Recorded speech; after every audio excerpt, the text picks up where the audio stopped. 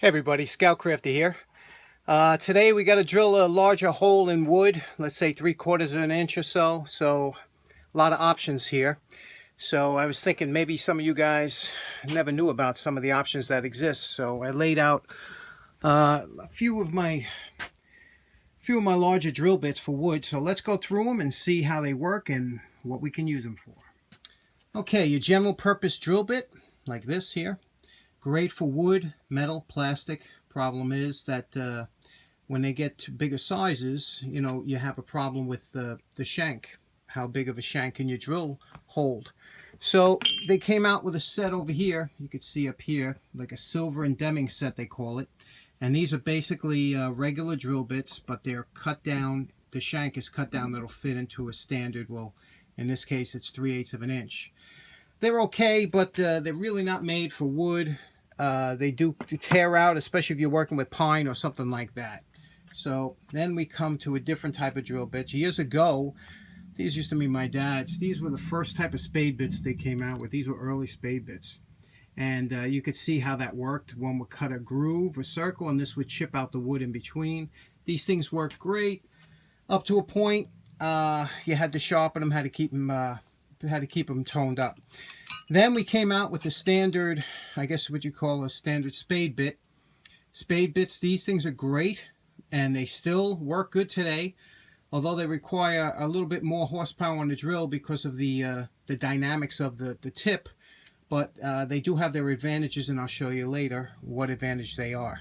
They come, obviously you can get them just about in any size set. They also come titanium coated. I like titanium coated. They seem to hold up a little better. Then they came out with a modified version of this. Here's an Irwin set, and here's a modified version of the spade bit. And if you look over here, I'll pull one out, you could see how it's modified. Now, you could see if you look close at the tip, you see it's ground down here, and it's ground down here. Obviously, it rotates right, and that gives you a little bit better than that flat bit would. Also has these teeth on the edge that'll grind in, make a circle, a hole, and chip out the inside. So that's a modified type of bit, and this is an Irwin set. It's quite a large set. It goes all the way from I don't know what this is, a 1/4 inch all the way up to 1.5 inches. Here's a Daredevil set, okay, and it's this is a newest type set that they're going with. Now, if you look here, these have a totally different profile. Now, if you look here, you can look at the side, the shape of the bit. It's stamped out. These are stamped out bits, and you can see here it has threads which will pull the bit in. The problem with these, you can't use them on a drill press. If you do, it just sucks the work right up into the quill. That's the only problem with anything with a tip like this. Even these old bits here, years ago, what they used to start with, you remember these bits, they used to use them in hand drills and whatnot. Not for drill presses, anything that has a thread on the tip. Here's that Irwin set. These are called speed bores. These are new, and they work great, again, with hand drills because they have that front screw tip that's going to draw the drill bit in. If you try it on a drill press, before it drills it in, it's going to pull the work up to the quill. It's really hard. This has 3 flutes, as you can see, and pretty aggressive. These are great. A lot of these are great if you're just trying to bore a hole, especially if you're doing construction or something. You need a hole to put a bolt through. But if you're doing some finish work, you might want something a little bit different. Here's a Sears set, and you can see it's a slightly different tip geometry. And you can see here on this spade bit, you can see it's slightly different. Now, again, what's nice about this, you could use it in a drill press. Let me show you why I like these type of bits, because I do a lot of work on a drill press. Let me take you over there and show you why. Okay, in this simple operation, let's say I wanted to sink down a countersink, more or less, a washer, going into this piece of wood so that the head is below surface. Okay, I want it to be flush surface, and I want the head of the bolt to go down. So the first thing I do is I take the washer I'm going to use, I match it up and make sure that this is 7/8. This should allow the washer to slip into that hole easily. I make a mark where I want my drill press to come down, and I check it. Yeah, that's where it's going to go. Now, usually you could clamp it down, but see, when working with spade bits, I like to give just a good grip over here, keeping my pinky, if you see, on the other side here, so my hand can never be drawn into if it should catch. That's an important thing. Anytime you can, try and keep it, one of your fingers hooked over the side. And we're going to go down a little bit, just down to the surface, and I'll show you. Always make sure that when you come down, I got the drill press locked here so that this can't go down any further than here, so I don't have to worry about running into my table. Okay, fingers hooked over.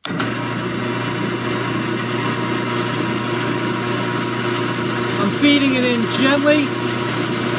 This is no problem. It's pine. It's going in nice and easy. I'm going to go just a little bit further. All right, just about there. Bring it up, and we'll check our cut. Okay, now you can see we have it here. We'll check the washer for fit. Okay, see if this fits in here, and it does. Fits nicely.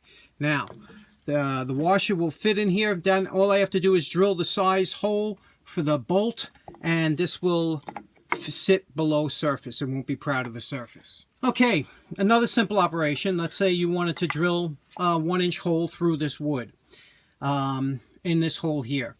Now, what you want to do is, if you don't have a backer board, see what these bits, one disadvantage they have, they like to tear out the wood on the opposite side. When it comes through, it'll tear out the wood, especially in pine, and it'll give you a crappy surface on that side. So, a way you could do that, especially if you don't have a backer board, one way is to put another piece of wood and keep it tight against it, and that usually helps, but then you're going into a backer board. If you want to do it this way, and this is a way I do it a lot, you take your drill bit and you bring the drill bit down until just the point comes past the bottom here, and you engage your quill lock so that it can't go down any further. You see, I only got that just jutting out of the bottom. Then we're going to drill our first hole as far as it'll go. Okay.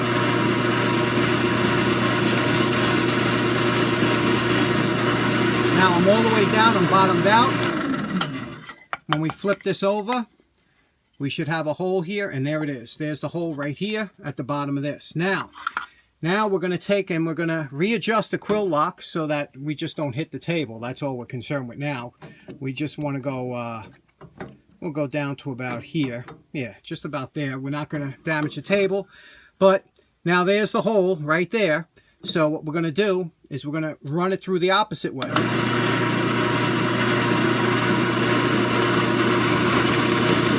when you do, it'll punch out a section of wood, and you'll know when you're through. Okay, we are through right there. Now, raise it up like this.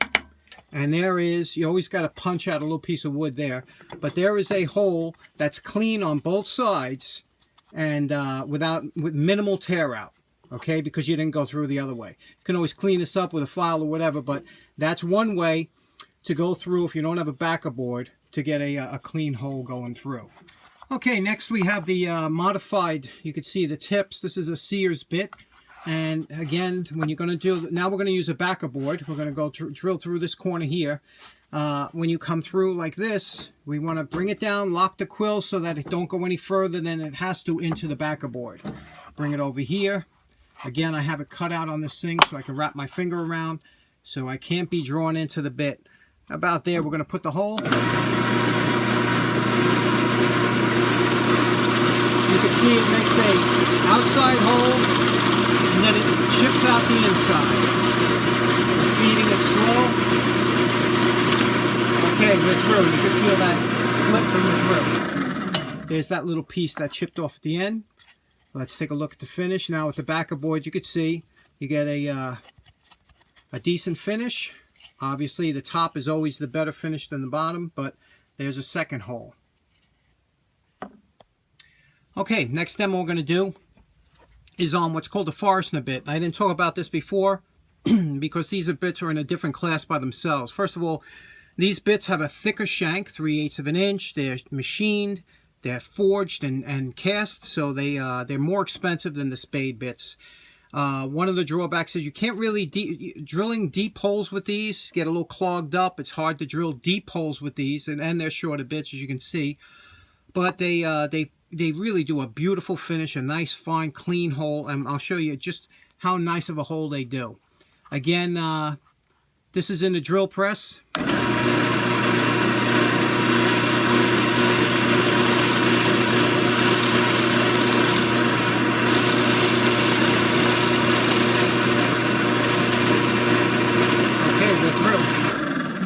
Now look at these shavings. You can tell the shavings how sharp and nice they are. But look at that hole, the quality of that hole compared, minimal tear out. But look at the hole compared to the other ones, and you could see it's just absolutely beautiful. These things are great. These are what they call Forstner bits. You can buy them in sets too, but they're a little bit more expensive. They don't perform as well in hand drills as they do in something like a drill press where they really shine. And let's go to another set. Okay, our next thing we're going to do is the Spade bits that have the auger on the tip. Now, these you got to be careful because you can see the geometry of that auger will split out very dry wood. So you got to be very careful with that, especially if you're drilling in something that's smaller. We're going to try that in this 2x4 on the edge, and then we'll try the other speed bore, the 3 flute one.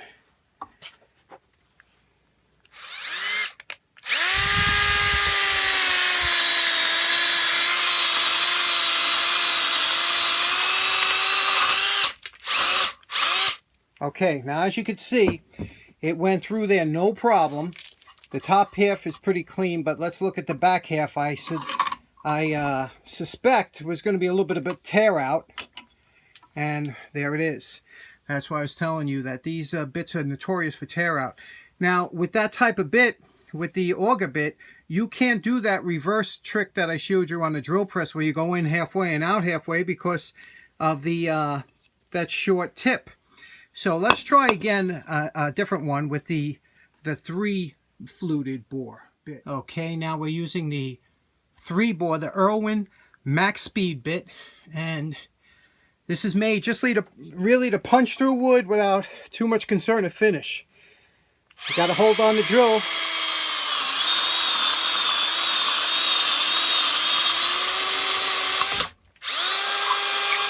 Okay. Now you could see that whiz through there, no problem. And obviously that 3rd bit made a difference. But you could see the finish. It's quite a bit rougher than the other one. Let's take a look at the bottom side. I don't think, yeah, still had tear out. Not quite as bad as this one, but it still had tear out. And that's the problem you have with these other bits. So if you have to make a hole real quick and you just don't care, you're punching a bolt through, and you're doing decking or something, you don't care about the other side, these are fine. But if you're doing finish work, you might want to think about the Spade. Okay, one last test. We'll run this 3/4 inch, the same as those 2 holes. This is a flat Spade bit with the dog ears on it. We're going to run it through the 2x4 with a hand drill just to see what the time comparison is to the other ones.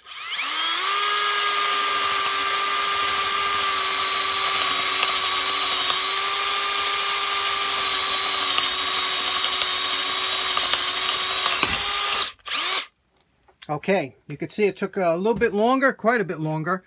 And the finish, well, the entry finish is better. Let's take a look at the exit.